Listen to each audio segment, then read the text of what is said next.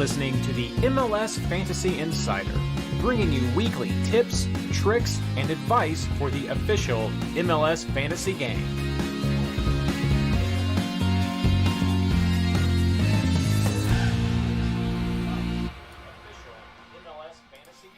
All right, here we go. We have started, and I forgot to mute my extra monitor here, but new intro. We're back. Hello, everyone. Thank you for joining our live stream. Let me just get a couple of little social things going since we did have a slightly delayed start due to some sort of asparagus nonsense with Blayne. Need to get the social out to make sure everyone knows that we are going. Oh no, my gosh. My automatic buttons did not work. It did last time, but I might be able to restart that real quick. I was going to say if once I get this social out there, if everyone who's listening wouldn't care to... sorry, I had to focus on plugging this thing back in. Wouldn't care to share the social when it comes back out there, that would be great to help spread the love of the MLS Fantasy Insider and this community. Let's see here, get that going. And now let's try it. Nope, the old-fashioned way. Sharing this the old-fashioned way. Nothing wrong with that. I mean, it worked last week and I was all stoked, and now this week it's not, but... And where... It popped up on Reddit for you. I just did that manually. This is my automatic YouTube thing, so my mid-podcast plugs may not work as well.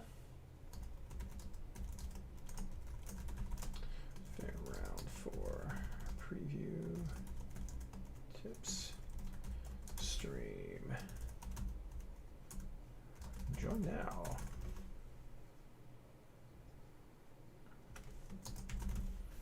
Sorry, everybody. See, that was the whole point. These little buttons with my Elgato Stream Deck was supposed to just make it bam, super fast and easy. But that is not. I think it's because I just leave my computer on and it goes to sleep sometimes. Maybe that's what it is. All right, social is out on Reddit and on Twitter. Hello, everyone from Discord. That was plugged as well. If you are seeing those socials, please do us a favor and go ahead and share those to help everyone know that we've started and just get everything spread. We have 25 people watching in the stream now. Welcome everyone who is watching. We're getting ready to talk round 4. So we're going to pause right now for the usual introduction, and I'm going to start recording the Zoom so I won't forget this time and make sure I have the separate audio tracks. I hope that's working well for everyone who's listening to us later on the actual SoundCloud or whatever podcast you use. That's something I was trying this year. So, all right, got that started. Shrinking a window. We are going to start the intro and we'll hit it up, talk about round 4. So let's see what we got. Hello and welcome to episode 6 of the MLS Fantasy Insider, our preview of round 4. This episode is brought to you by The People's Elbow, for those times you want to make sure VAR's job is easy, brother. Sorry. Whoa. No, actually brought to you by the amazing Patreon community and supporters of the MLS Fantasy Insider and MLSFantasyBoss.com. I'm your host, Reid Connolly from MLSFantasyBoss.com, and tonight I'm joined by our co-hosts, Blayne Riffle and Ashley Savage. How are you all doing tonight? I'm well. I'm awesome. Thanks, Reid. Yes, happy for you all to be here as usual. I hope you enjoyed my little Hulk Hogan impersonation right there. I just couldn't. But thinking about the brought to you by, and I remembered the little breakdown from the instant replay. I was like, no, that's got to be it. That's got to be it. Got to have some way to work in something with the People's Elbow. Yeah. And City of Brotherly Love with Philadelphia, so the brother part just made sense. Right there was the lob ball. I know, it was right there. It was right there. Low-hanging fruit, so that's what it's all about. Again, thank you everyone who's joined us live with the stream. Thank you everyone who is listening at a later date to the podcast through whatever podcast service you so enjoy. And welcome again. We did this last week, but I want to do it again. Welcome again to anyone who has found our show through Skylar's Fantasy Positional Rankings articles from the official MLS news for the fantasy game. Yes, People's Elbow. JoJo was pointing out the People's Elbow is The Rock. I also love The Rock, but the brother part was my Hulk Hogan impersonation because I love Hulk Hogan as well. Not old. But no, again, welcome everyone who's joining us for the first time tonight. Thank you so much. Have a fantastic success story I'm going to start the show with tonight. This is why we do this podcast, everyone. I got a message. I got tagged in a message on Twitter today, and it was from Steven, and he is I guess is it still right? He is the number one highest scoring player for week 3, and he got 138 points. That's absolutely amazing, Steven. I don't know if you listen to us or join us. I think you listen to us because you gave us some credit, but I don't know if you join us for the live streams. And I also love that your team name is Ted Lasso's Biscuit. You win every fantasy team name. I'm so sorry, Matt Pollard, but Ted Lasso's Biscuits is just amazing for me right now. But yes, Steven finished with 138, number 1 overall. Gave a shout out to MLS Fantasy Stats, MLS Fantasy Insider, Fantasy Boss, and Skylar with Draft Kicks. This is it. First time he's ever happened in 4 years of playing this game. That's why we do it, to help people hit these highs, to have fun and enjoy the game. And this is a fantastic success story. We are so happy to have been able to play a small role in you being able to do that. So again, Steven, congratulations on your number 1 round finish. Speaking of how we finished in round 3, Blayne, how'd you do? I think I did pretty well. I'm happy with my 109 points and a 3.8 million value gain. Probably could have done a little better, but I've decided not to tinker with my lineup. The only change I made was a pre-planned one that I talked about last week, which was if Lucho is not going for Cincinnati, make sure you have a midfielder for Orlando. I wasn't going to with Lucho playing, but no Lucho means I brought in Nani. I only wish I had dropped Reynoso instead of Monteiro. Reynoso is kind of the one bad spot on my lineup this week, and that hurt. I hope he's okay. I know he's on the injury list now, coming out with the knock. Bench hit like crazy. Cowell picking up 16 off the bench. I don't know that we've ever had somebody that close to a scrub being that high up in the captain's positioning. I think he would have been the number 2 captain for the round behind Carlos Heel, who I also had. So I just stashing those cheap players. Yeah. What was that, Ashley? Brad Smith was the number 1 captain. Okay. So Cal was number 2 or number 3, but still, nobody captains defenders. He doesn't count. No. But no, I just stashing some of these cheap options on your bench this year has been huge, and I've been rolling with the cheaper guys, and the points per dollar is really coming in strong that way. And it's allowing a lot of nice switcheroos or freeing up money to switch around later. So 109, I'll take it. Ashley. Yeah, I came in, right behind Blayne figuratively, with 108. I got a pretty hefty price gain, which I liked. I know Blayne and I both talked after week 1 that we went down, 0.1, 0.2.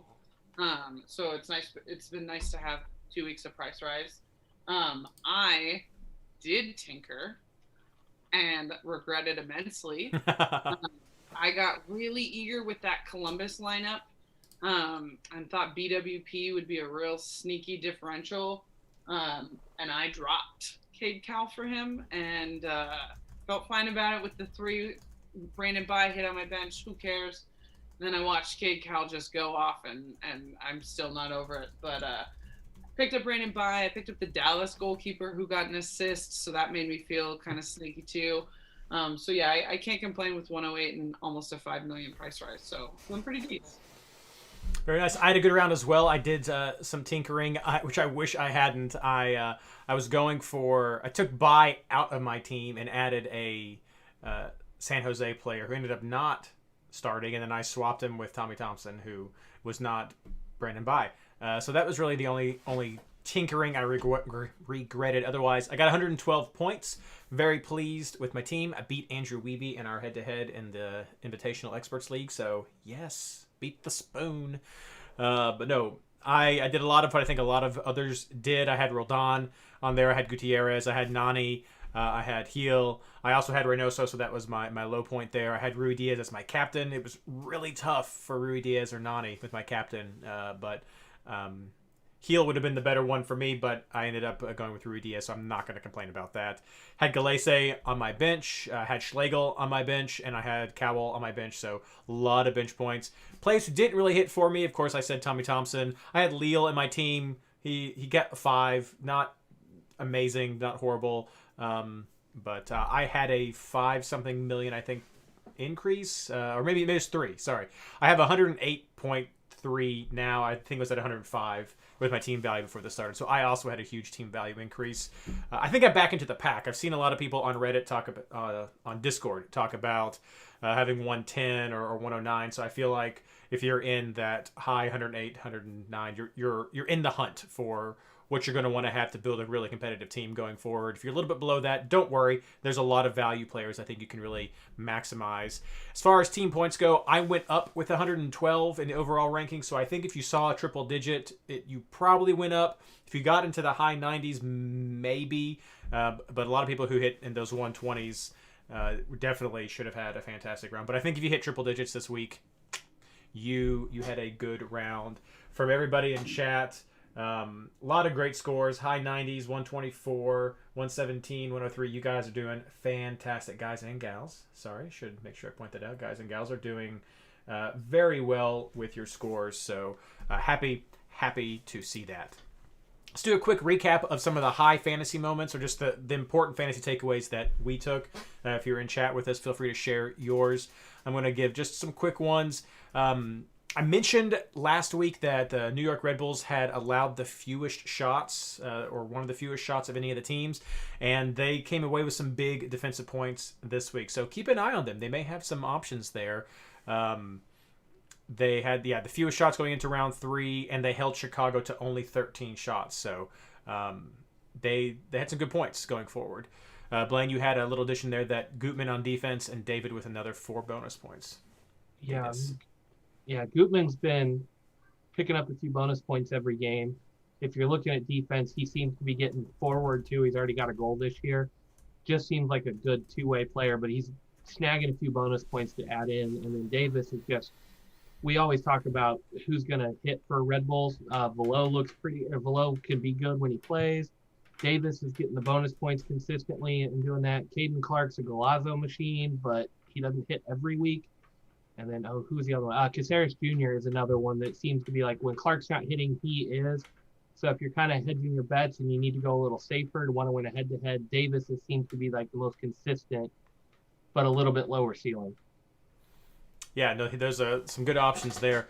I'm going to throw out about Columbus. Again, clean sheets have been hard to come by, but Columbus has gotten 2 in a row with their last 2 games. CCL is definitely factoring into what's going on, and a little bit of bunkering. I don't know about bunkering. They went up against Montreal. Some people were really going to bet on them. Toy did not start, so be careful with those lineups, but could have some good things from Columbus if you're looking for some clean sheets, assuming the impacts of CCL. That's always the caveat when talking about these teams. Yeah, exactly. Yeah, they did. RSL hit the ground running. They have a lot of value targets. I saw people mention Krylich in the chat. Yes, he was the standout player from here. Rusnak was not. And we'll talk about some of them later in the show, but definitely RSL has had some options. Be careful. I don't know if they're just like a bunker counter or this is still early season form, but at least for right now, you can maybe build some value still off of some of these players. So nice right there. Cincinnati, oh my gosh, bet against Cincinnati. They are still just hemorrhaging goals. Blayne is right. Without Acosta, it is a problem. Maybe getting a new goalkeeper. We'll see what happens there, just on the rumor wire, though pretty much anytime there's a rumor about a player, Cincinnati's name just gets attached on there, I think. But yeah, no, Cincinnati is still a team to bet against. Set pieces, open play, any kind of goal that can be scored, own goals can be scored against Cincinnati. We mentioned some hesitation about still being with Minnesota. It's abandoned ship, I think, right now for Minnesota, unless they just got to dig in and try to show us something different. But the value from Reynoso that could have been gained from the early performance is gone now, especially with the 4th and 5th week round coming in for the value changes. But abandon Minnesota until we see something different as far as I am concerned. And even though Montreal did not get a goal, they are still creating chances. So I wanted to highlight that one more time before going on to Blayne and Ashley, that look at some of these forwards are not necessarily bad, as maybe some people may have said at the beginning of the season, or if you were wary, there are chances being created. So look who is starting, and you could find some good value there, I think. Blayne. Yeah, I know it came up in Discord because I had mentioned it. If Mirren was out for Kansas City, that's that makes that a no longer a fade RSL, and I hope you listened to me. I didn't, and the takeaway there is Ilie is terrible right now covering for the defense. I love him as a passer, but I had a little mini rant after that game. We got gassed in the playoffs last year through his position, and it was the exact same thing this weekend. We got gassed up the middle. If Ilie's out there at defensive midfielder, it's almost to the point of picking against Kansas City if you've got fast teams. It's as bad as that is. He cannot cover the ground, and he is not stopping things coming through the middle. And that's where the majority of the goals have been coming from, is right up the gut when he's not covering it. So watch that one. Pulido and Russell started, which was huge. That gets back some of our offensive capabilities. I would expect this team to keep scoring, but until we get some health on the defensive side, it's not going to come back. Value players, like we've been talking about it all week, and we'll have it in the switcheroo thing, but value players are your tiebreakers right now. If they're cheaper, they're probably worth playing. They're less team value intensive. They're not going to hurt your value quite as much if they have a bad week. If you picked up one of the cheaper mids, like Stojanovic instead of Reynoso, because you were worried about team value, you came out ahead, both points and money-wise, so keep that in mind. Nashville and Miami both played to a scoreless draw. That shocked me. I thought that game had some fireworks in it. I know the Higuain brothers were out with the death in the family, but I still expected more from that game. Nashville's defense finally showed up this year, but the offense just died. I'm not sure what to make of that. I don't know how much we can hang on to that. Leal did get a 5, which isn't going to hurt his average too much given his price, but it might be time to start looking away from both of those teams for a little bit until we see some form come back. If you're still worried about the team value game, definitely fade both.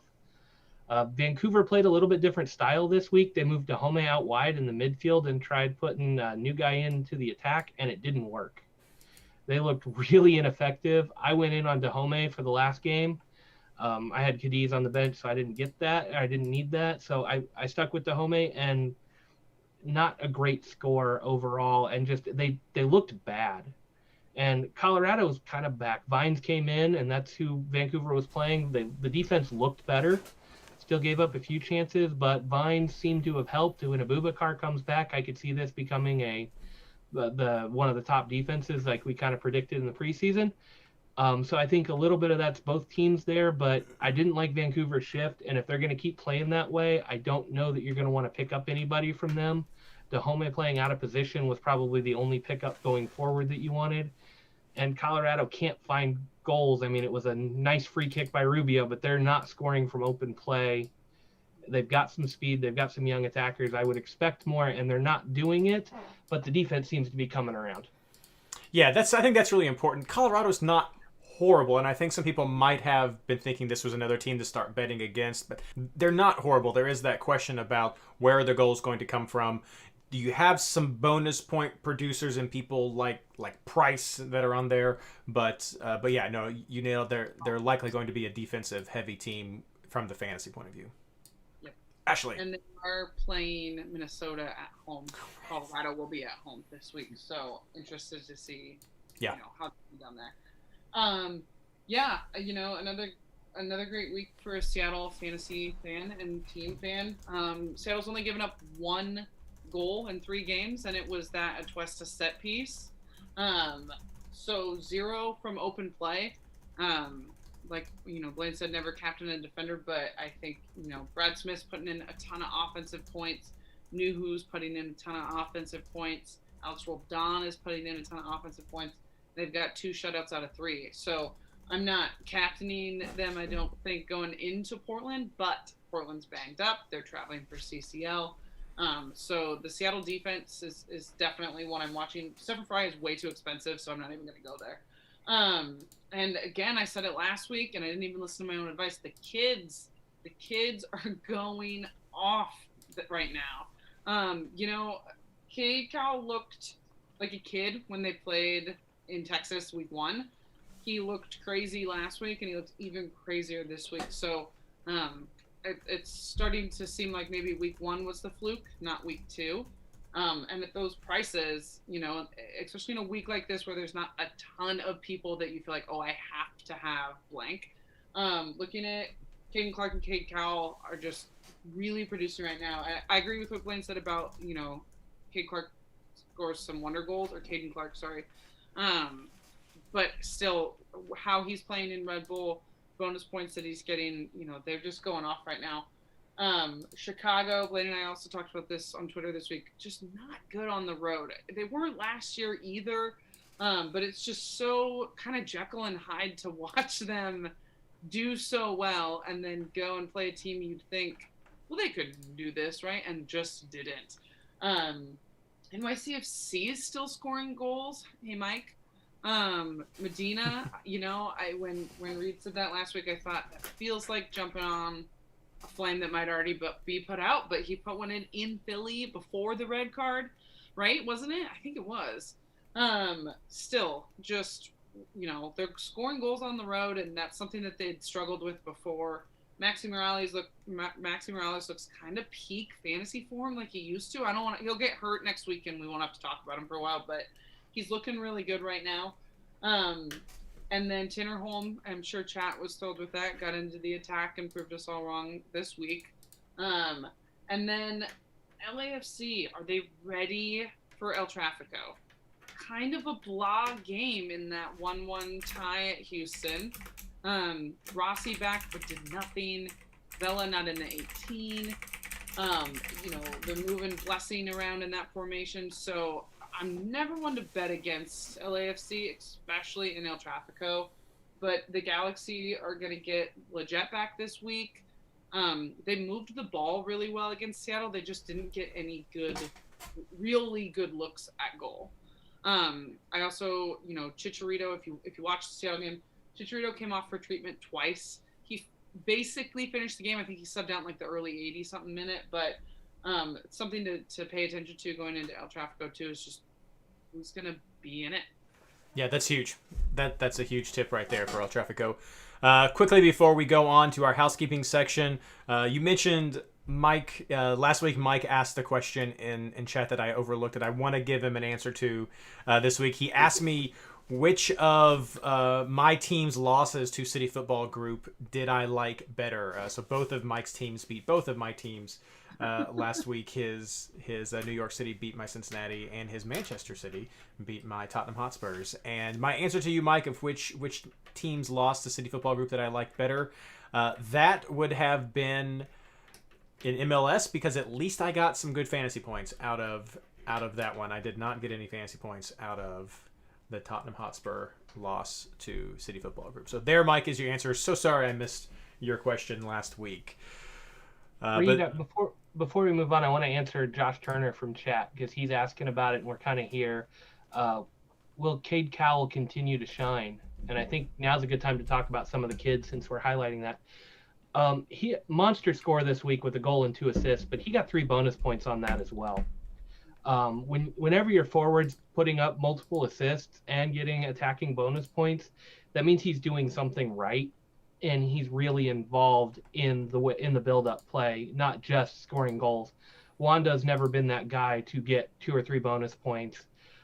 Cowell he seems to be doing that regularly, and I really sat down and watched that game, and he was all over the place. So yes, I think he will continue to shine, especially for his value. Even if he doesn't score, doesn't get an assist, you're still looking at a 5-6 point game with the way he's playing right now, which is huge. And when you see that from a $6 million, $7 million mid or forward, I mean, you'll take a 6 on your bench or for that price any day at the forward position. That's easy points, and you're not spending for it. You can go grab somebody bigger. So yeah, I think he will continue to shine.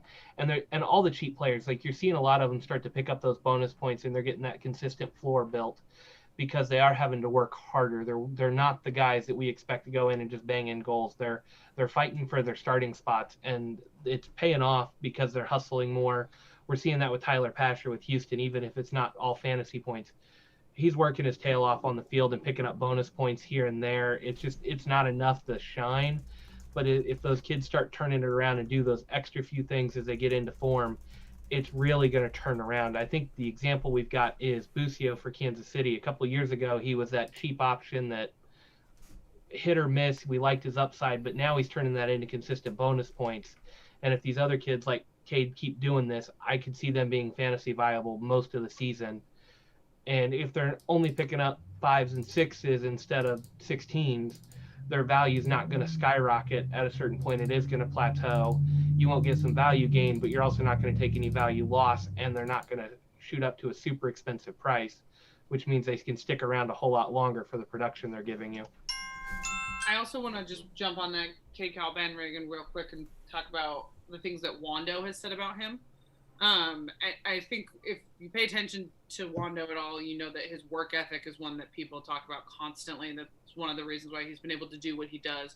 And he talked about K-Cal going into the season and said that this kid, and he is still a kid, put in more work this offseason than just about anyone, that he, in training, in preseason, was just absolutely, the quote is, in awe of him. And I think when you get someone like Wando talking about you like that, I think it might be kind of legit. And legit transfers it over to fantasy, right? Especially when you're playing in the position that he is. There's no Danny Houston there anymore to take the ball. Wando's not starting. He's really getting involved more than anybody in that attack. Now, San Jose in general still might not be very good, and that's where you need to be careful, because we don't know what RSL really looks like either. So going into RSL this week, some of the other games they have on their schedule, as a team, I don't know if they're good enough to withstand his fantasy production. Does that make sense? But he, I think, is definitely the real deal. I feel the same way about Clark at Red Bull. Great updates. All right, let's move on to our housekeeping section. Oh, look at that. The buttons work this time. All right, housekeeping section. First, congratulations to our league leaders, the MLS Fantasy Boss and the Reddit Open League. Peterson, congrats to you. In Discord, simply your name is the letter T. So T of the SOS Brigade. Congratulations on that. Over in Patreon, HG is winning our Open League there. And then for our head-to-heads, there is a 22-way tie of people who are 3-0-0 with the Discord head-to-head. There is a 6-way tie of people who are 3-0-0 in the Patreon head-to-head. The Patreon exclusive right there. And then in the MLS Fantasy Insider Experts Invitational, Skylar Redpath and Mike Pollard are the only undefeated 3-0-0 teams right there. So it's tight. It's tight. We're going to have Matt on the show probably next month, so we'll let him talk about his successes so far. But that's how the leagues are shaping up so far. As far as round 4, the games start Friday, so this is a Friday start time. We had Saturday last time, back to Fridays. Friday, May 7th at 9:30 p.m. Eastern Standard Time. That is with Real Salt Lake versus San Jose. Only team right there, so if you want to have some early shots for a keeper or something, this could be a potential. Now, I also want to give a quick early reminder right now.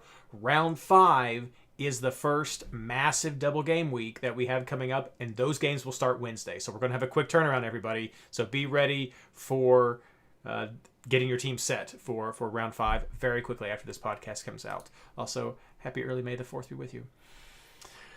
Double game week information. No teams are on a double this week. We're saving that for next round. But this week it is Cincinnati on a bye. Whoo! Guaranteed no loss for us this week. Guaranteed. Cincinnati's on a bye, so if you are looking for switcheroo options, you should have a Cincinnati player, which may be one of the only times of the year you have a Cincinnati player in your team. Must own. Yes, Cincinnati players are must own this week for your switcheroos. I'll talk more about the switcheroo next week, as the double game week format is going to make that a little bit, I don't want to say complicated, a little bit different. Just be sure you think about it next week. But yeah, Cincinnati this week. CCL is back on. We saw clear impacts of that in this last week for those teams there. Philadelphia and Atlanta are playing on May the 4th, as is Toronto playing on May the 4th. be with you. That is tomorrow. Atlanta is likely out. They're pretty far behind Philadelphia, so keep an eye on their lineup. They may be able to bring a stronger lineup in Major League Soccer this week. On May the 5th, we're going to have Columbus playing and Portland playing, not each other, their own teams. But keep an eye on those as well. Also, Toronto is likely also out, so keep an eye on what they're playing on May the 4th. They may not put as much into CCL and have a stronger team. In quotes right there, as strong as Toronto can field right now in MLS. So we'll still see right there. It sounds like Pozuelo is definitely not going to feature, but we'll see who is back for that. Those last 3 teams are also traveling to South America. Yes, very important. Yeah, yes. Portland, Columbus, and Toronto are putting in the Sky Miles this week. Yeah. All right, that's a CCL update. Blayne, head up to you for the injuries, suspensions, and call-ups with the Discord injury wire.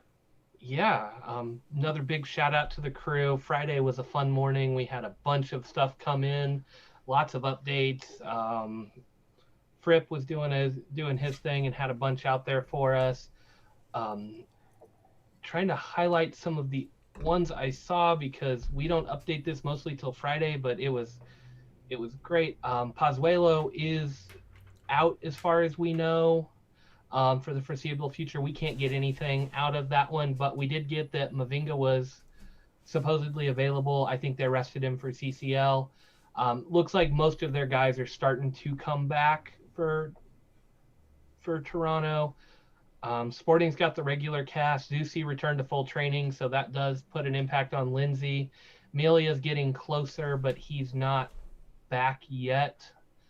Ladero did play. He cameo, so that's good news for fantasy managers. He's coming back. Or maybe it's not. Maybe you like the way they're playing without him and you like the cheaper options and you don't have to go to Ladero, so who knows on that one. Wando missed because of a red card. He'll be back this week.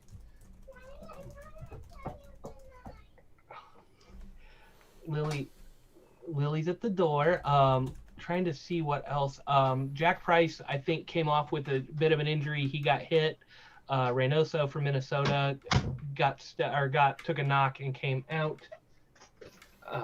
It's okay, Blayne. We got you. You can go ahead and say goodnight. Blayne hit a lot of the high ones.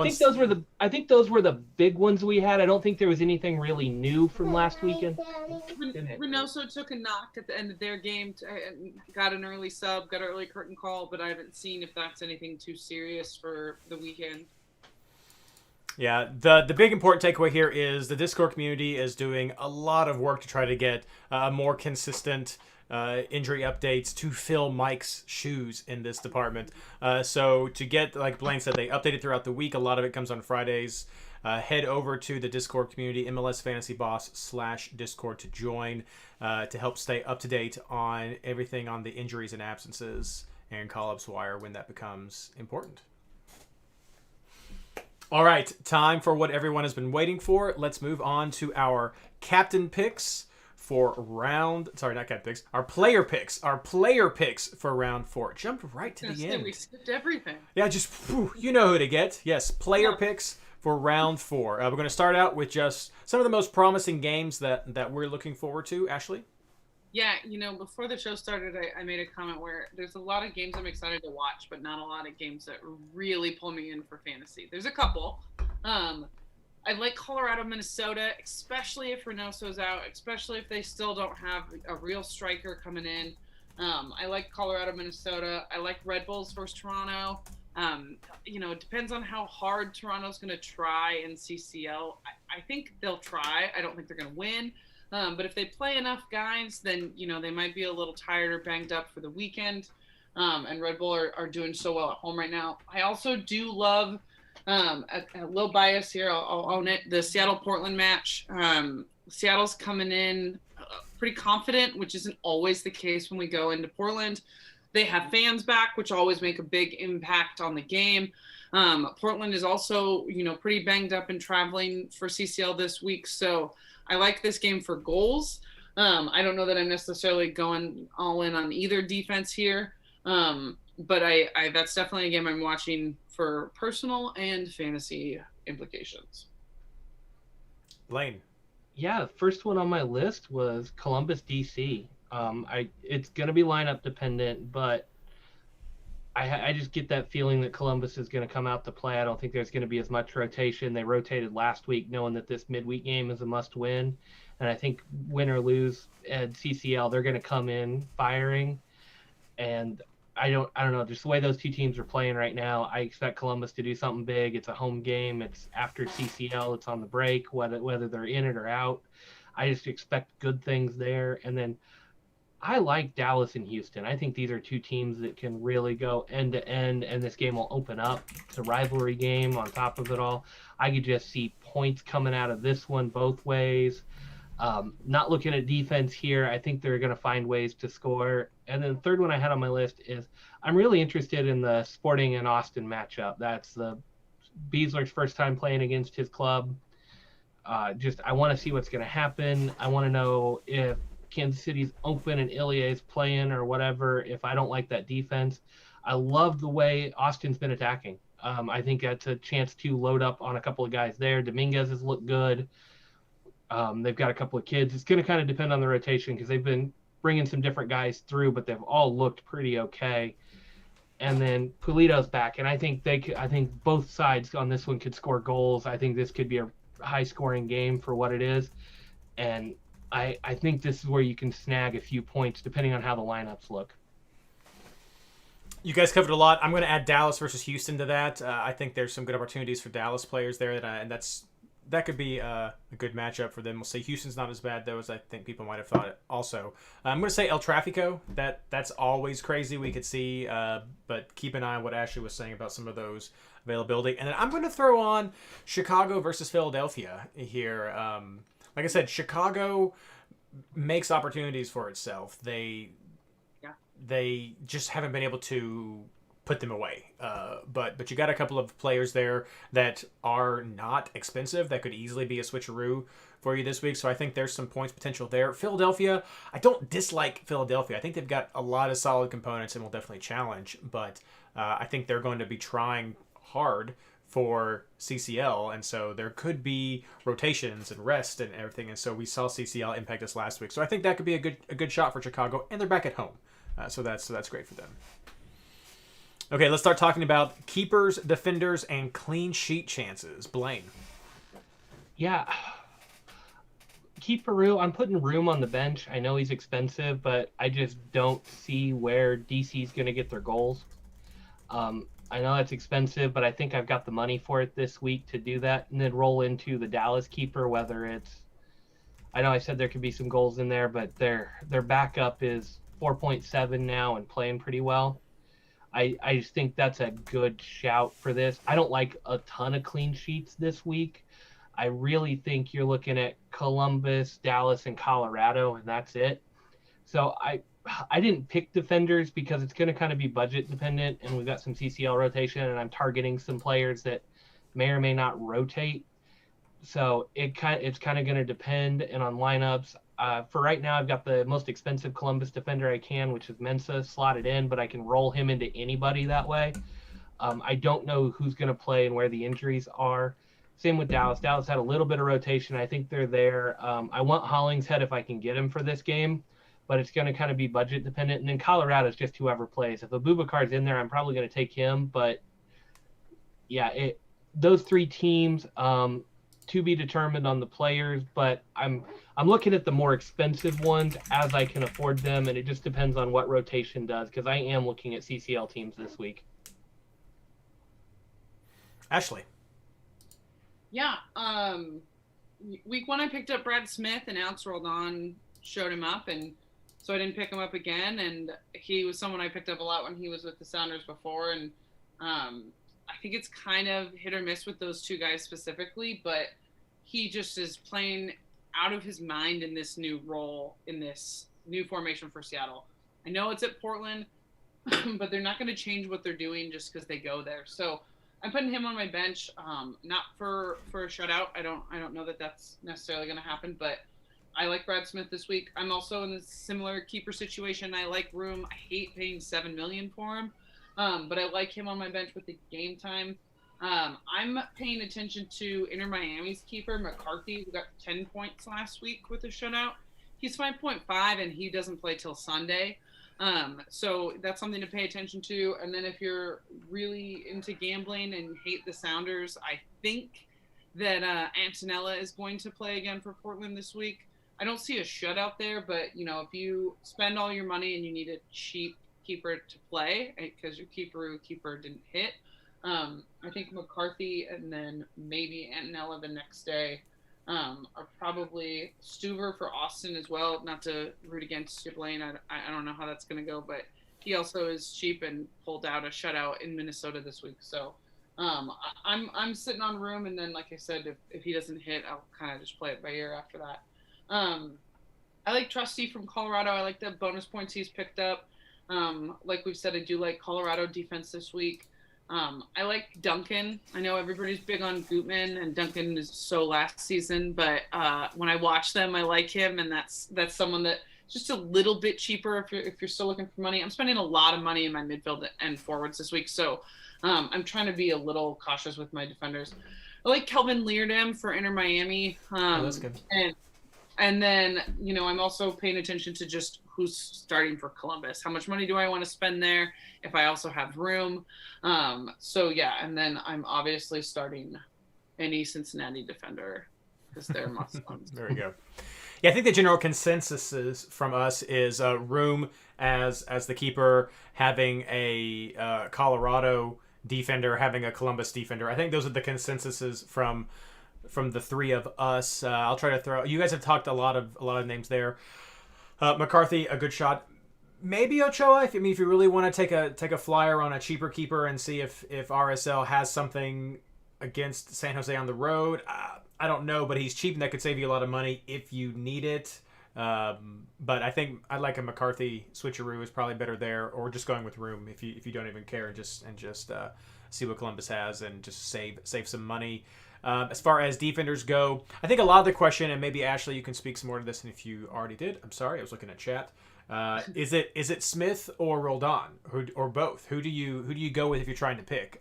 For me, I'm looking at Smith this week, not because I dislike Roldan. He did fantastic, but he's gotten some consistency, maybe an easier point rise with Smith. But is there a rule of thumb we can go with? So Brad Smith is 6, and Nuhu and Alex Roldan are 6.5. Week 1, Alex Roldan got more offensive bonus points, but Brad Smith, and Smetzer has talked about this a lot, is fitting in a completely different role in this formation, and he is hitting his stride. He's going to go up against some other good wingbacks for Portland. I think he's on Bravo's side of the field, and Bravo is a very, someone they're really highly rated on down there. But for me, for watching the Sounders with fantasy, Brad Smith is the guy, not just because he produced this week, but because of how he's fitting in. He and Alex really have to, you know how wingbacks in this formation work. If one goes up, the other one can't. And we're really starting to see that Brad Smith is getting more offensive than Roldan is. Well, Roldan, he'll have like 3 assists this week, but he's still contributing offensively. But Brad Smith is getting in the box more and sending crosses in and getting forward. So if you watch it, it seems like Brad Smith would be the better fantasy choice. They're both not bad. If you need the money, Brad Smith. If you want to just roll the dice and spend some, Roldan or Nuhu. Thank you so much. I'm also going to add Wilson. That's who I like over in Colorado. If you're looking for a Colorado defender, center back, I believe. I like him for some of the bonus point production that he's had. And then I'm going to talk about. I mentioned Dallas. I like Hollingshead. I think he has some great expected goals numbers. He's been an offensive player a lot. He pretends like he's throwing balls at head coaches when the moment suits him. But you've got a couple of options there. I think Bresson's also another good one you could look at for Dallas if you wanted to go with that. But I like Hollingshead. Just sort of past 3 years been one of my go-to guys. So some of the picks right there. But I agree with what Blayne and Ashley said. Some of these target these teams. They have some good chances. See who is going to be in the starting lineup. Like having Mensah, the most expensive player, you can always roll down to somebody else and have some value saved right there. Let's move on to midfielders. Ashley. Yeah, I like Atuesta. He's really picking up a lot of those extra points. He's only scored the 1 goal against the Sounders, but he's really carrying a lot of the load without their real, and I mean no disrespect with that statement, but without their real strikers. He's doing a lot more. He's looking a lot like the Atuesta we all used to, have every week, and so I'm watching him there. I'm gonna keep Heel in my lineup this week.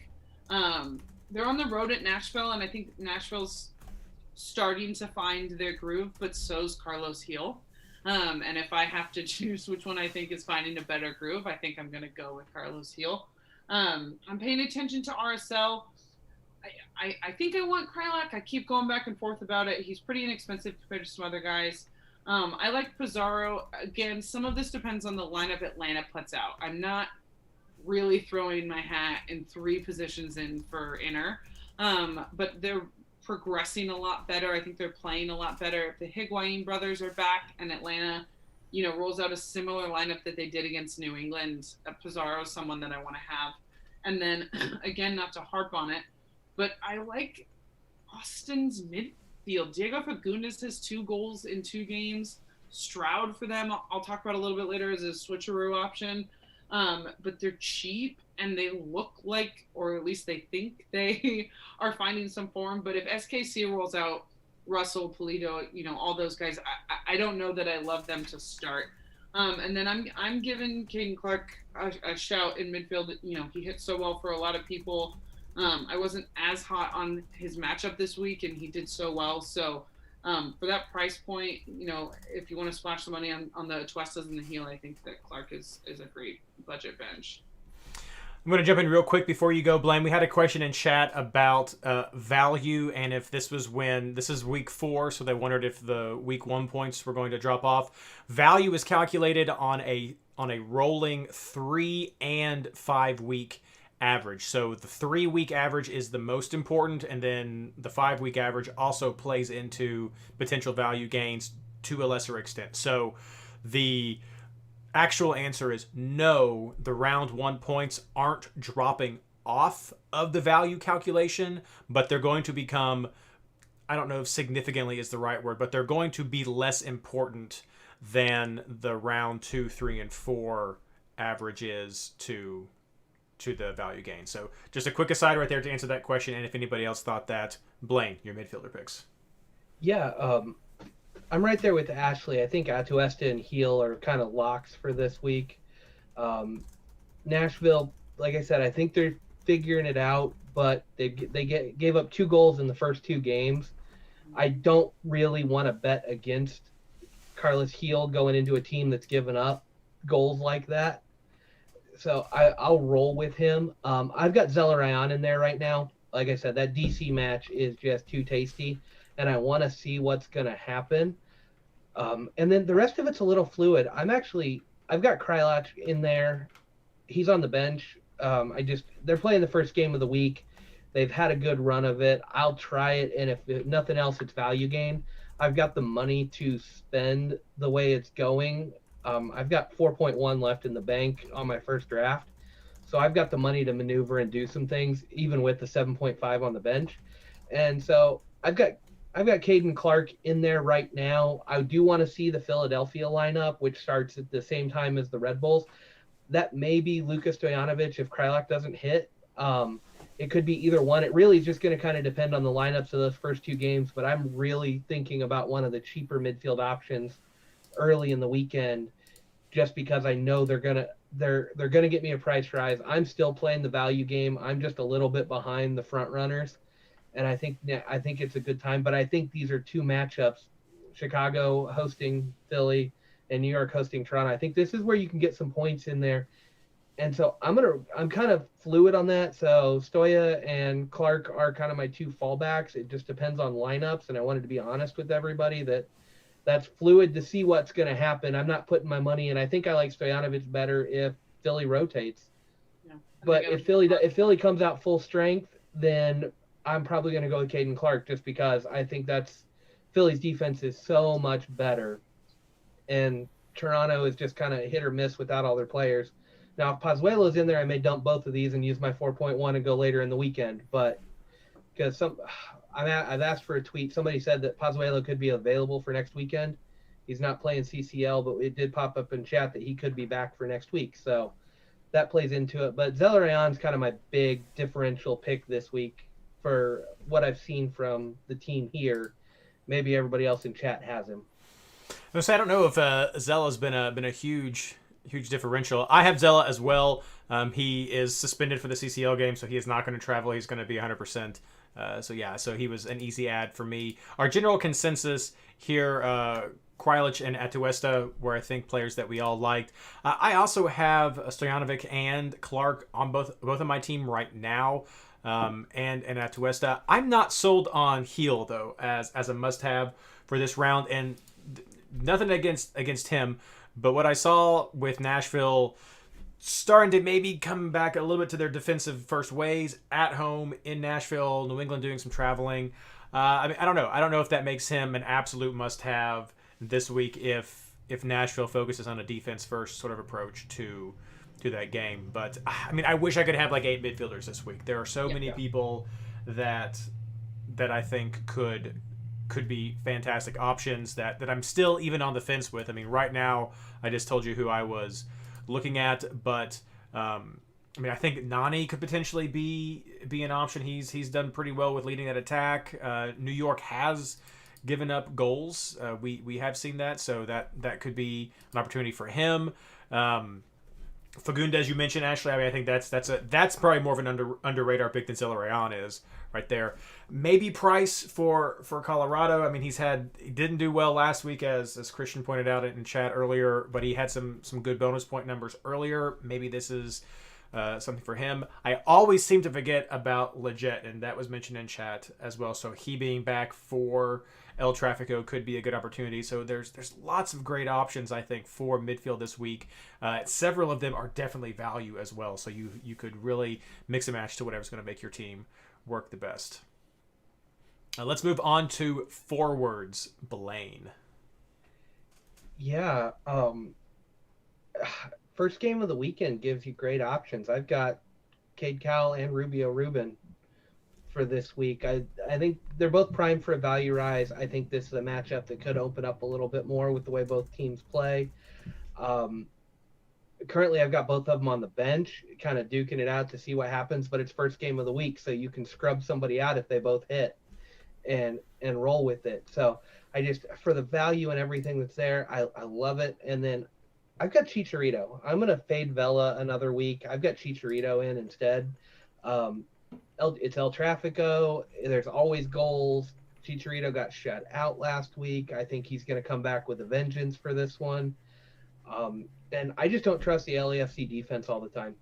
I think they're ripe to be picked off again, and get Leggett back in there, as Reid was talking about. I think this is a chance for LA to go throw a haymaker at LAFC and see what happens. I mean, first time since Latan's been gone that they could really get a big statement win on this one. And I could see them really pushing it for multiple goals, and I think Chicharito is going to lead the charge if they do. So I'm kind of betting on that.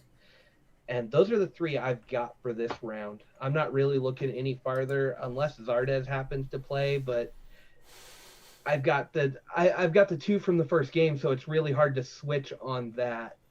It's required that everyone listening. It's required that Blayne has Zardes every week that he plays. Anytime he's available. Anytime. Ashley, who do you like? I'm going to overlap a little bit. I'm a little hesitant with Cade Cowell, but I dropped him last week, so just out of spite, I have to have him.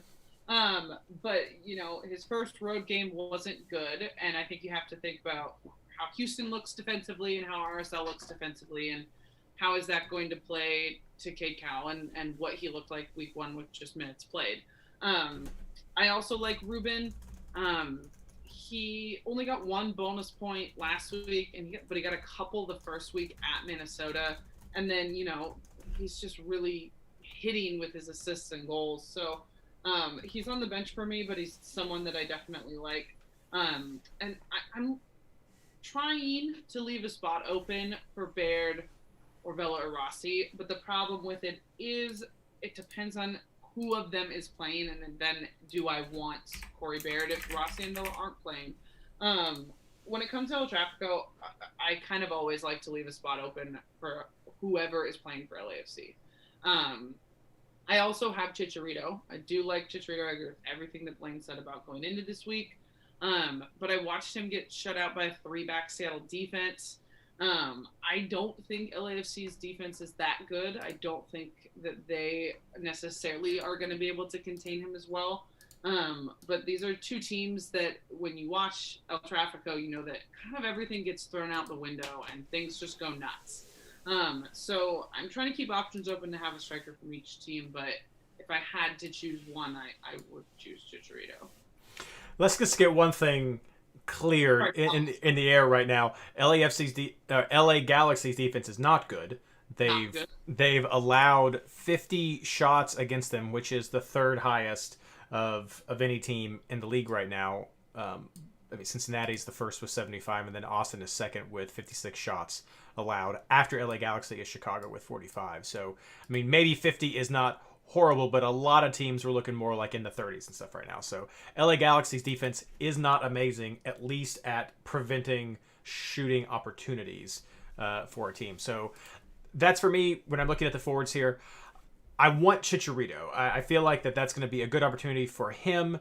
This is going to be a lot of pressure. Didn't do well last week, but that's fine. He comes and goes. This is a time to come in a big high-profile game, and I think he'll be pumped for that. I want somebody from LAFC, though. That's why I have Atuesta. Not sure about Vela and Rossi and all that. But that's why I have Atuesta, because I want offense on both sides, because I just don't like LA Galaxy here. But so Chicharito is definitely somebody I'm looking at. Another week where there are several forward options here that I think are definitely valid. Chicharito is our only consensus pick. I think Rui Diaz is another great option. Portland traveling on the road. And to your credit for last week, talking about LA Galaxy being held against a three-man back, Seattle has brought their late season form to the beginning of the season this year. Hope that's not a jinx for you all. But I think Rui Diaz is another good option on the road against just this particular setup with Portland. But I think, again, Rubin over there with Real Salt Lake, I think is going to be an easy price rise. Could be some points against San Jose. Barrick over with Chicago. Again, opportunities are there. Just having them connected back of the net has not always been, is just not happening right now, but could be opportunities with Philadelphia.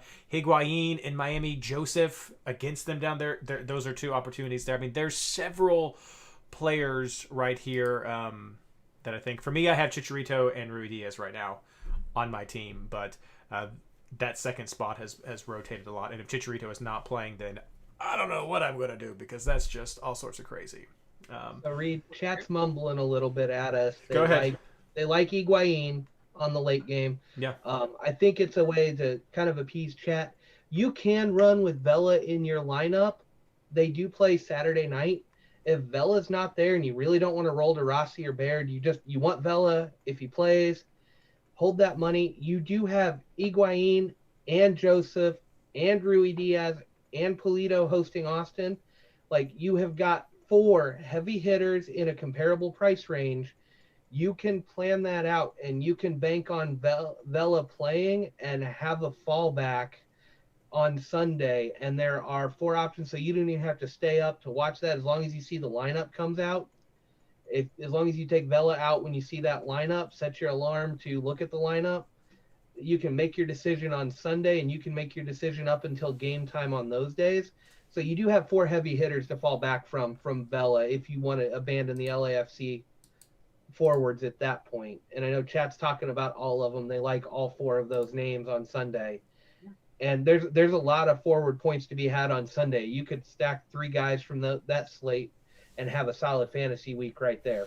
You could easily go with Chicharito at 9.5. You don't have to go with Rui Diaz, and you could go with Vela at 10, save you 0.9 right there. And then you could go over to Miami if you wanted to and pick up Higuain for 10.5, or you could pivot over to Atlanta and pick up Joseph for 8.6, and you could run Joseph, Chicharito, Vela if you wanted to go with that.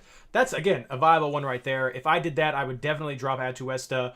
I have 5.7 million left in my budget right now. So if you run someone like Quilic is under 8 million, you could run Clark, who's under 6 million. You could run Stojanovic, who is 6 million flat.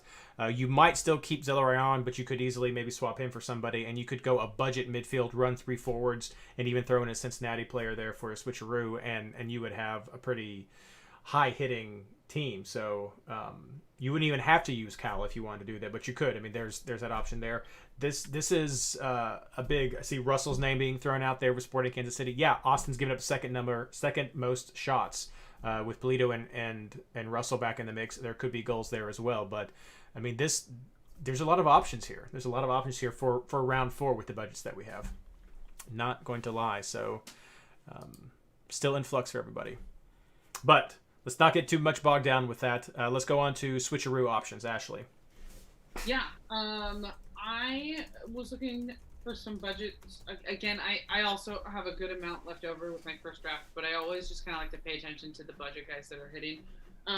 Stroud for Austin has 12 points across 2 starts, and he's 4.2 million. I also think that this is the week we might see Austin start to taper off in their kind of climb, because they are going to be on the road for, what is it, it's like 9 games, 10 games. I am paying attention to the Ladero Joao Paulo situation. Joao Paulo has 23 points across 3 games. He gets a lot of bonus points, but when Nico's starting, he doesn't get in the more of the offensive points. And he's expensive, so I don't know that calling him a switcheroo option is a great look, but he's someone that I don't totally want to start, but I'm trying to kind of make plans for him. I'm also paying attention to Fabio for Red Bull. He's a striker, and he's cheap, and he is big and strong. If you've watched any of the Red Bull games, he is a solid number 9, and I think he's 5.2, which is a really great, if you're just kind of scratching your head at all the striker names we just threw out at you. There's one we haven't said, just to mess with your head, who plays early, so you could throw him on your bench and see how he does. And that they're playing at home against Toronto. So depending on what Toronto looks like, that might be a striker you like as well. And then, like everyone else, Clark and Cowell are some budget options I'm thinking about switcherooing in. Blayne. Yeah, we've hit the first half of my list. Like Ruben's playing the first game, Cowell's playing the first game. Like those are easy options. Clark's early in the week. Stojanovic is early in the weekend. I'll answer Christian's question because he's had it about 4 times now. I think I've seen it in chat.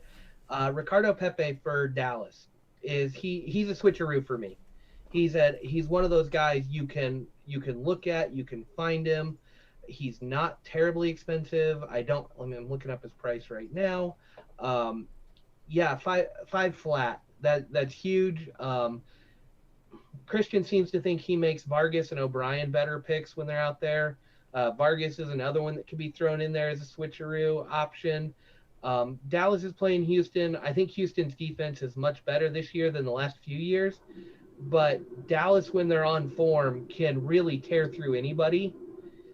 And if they're out there, your switcheroos are guys that you're banking on possibly having a really good game. Maybe not.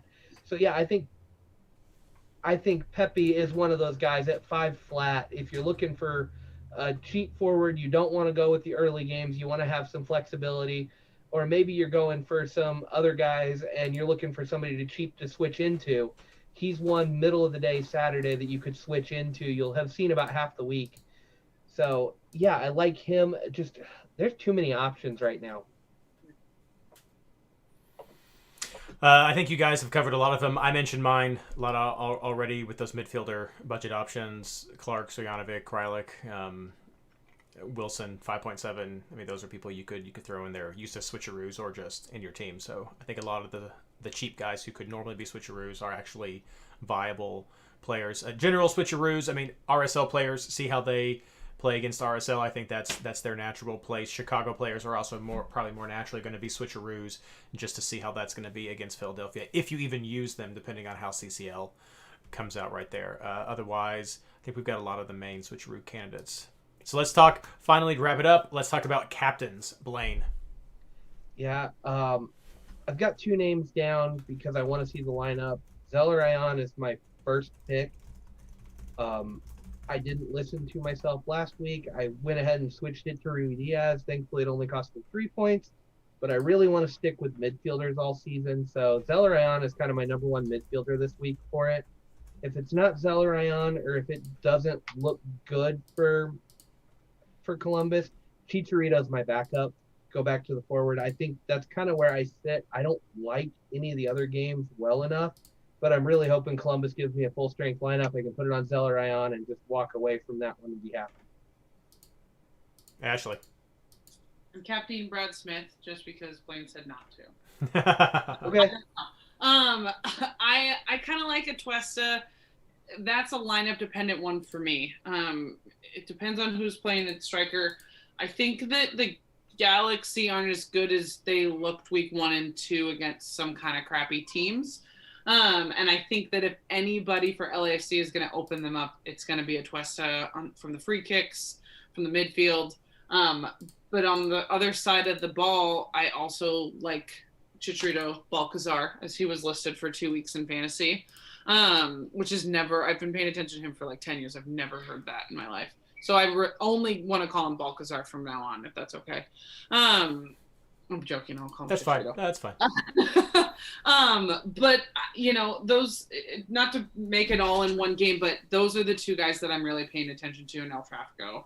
I don't think either defense is great, and I think they're both going to be pretty hungry. So it's just going to be a look at the lineup, go with my gut call on that one, probably.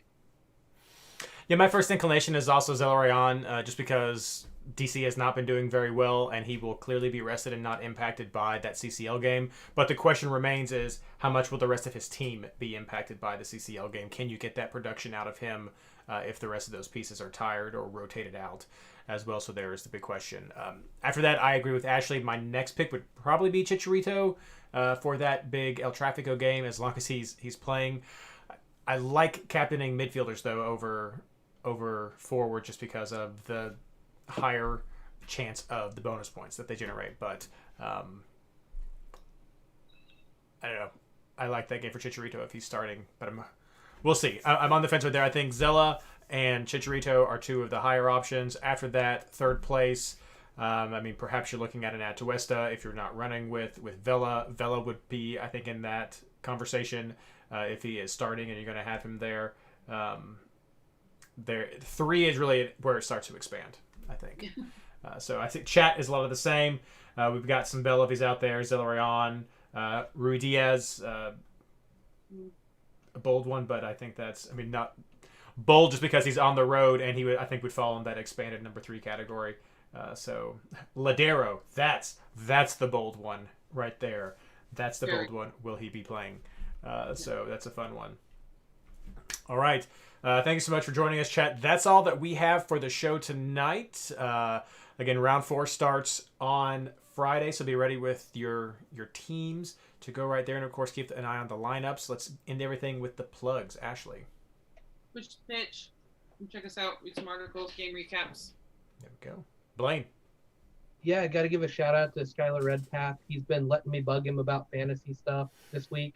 Some players not getting added to the game quick enough, just some players that are missing, helping out with that. And then he's been a huge help on the DraftKings side, so if anybody does daily fantasy, he's at DraftKicks on Twitter.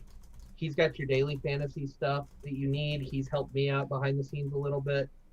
And I beat him in the head-to-head with this week. He was humble in defeat and messaged me first thing this morning. I love Skylar. Skylar's just a great guy, good one to follow, and probably one of the smartest fantasy minds just in general that we have in the community. So if you don't follow him, if you haven't interacted with him, go look him up. Yeah, Skylar is top-notch, and I think he is in the Austin League this year, so watch out, guys. He's headhunting your flag trophy right there. Skylar is definitely the brains. I am a community builder. That is what I do, and I'm not too shabby on the fantasy part, but Skylar is a top-notch person, and he is frequently in our Discord community chat as well, so yet another top fantasy mind you can chat with if you come over to the Discord community. That is my first plug.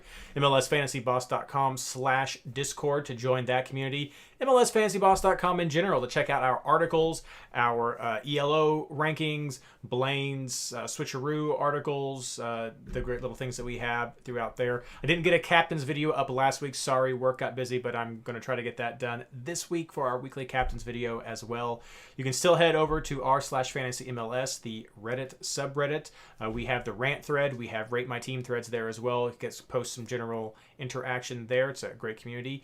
patreon.com/MLSFI. Fantastic players. If you're listening to the podcast, you will have heard a little shout out to all of our members right there, because I'm going to pre-record that and then just drop it in to make it easy. But thank you so much, everyone. Humbled by your generosity to continue to support this show so we can offer the awesome prizes and swag that we do. If you want to become a member, check that out as well. And of course, you can hit us up on Twitter. Our names are right there underneath us in this YouTube video, and always happy to interact with people, hear about your successes and even your failures. That's part of what the rant threads are all about. We can all help console each other when those things do happen to us. So keep up with everything. Don't forget to set your lineups. Thank you so much, everyone, for joining us tonight, and good luck.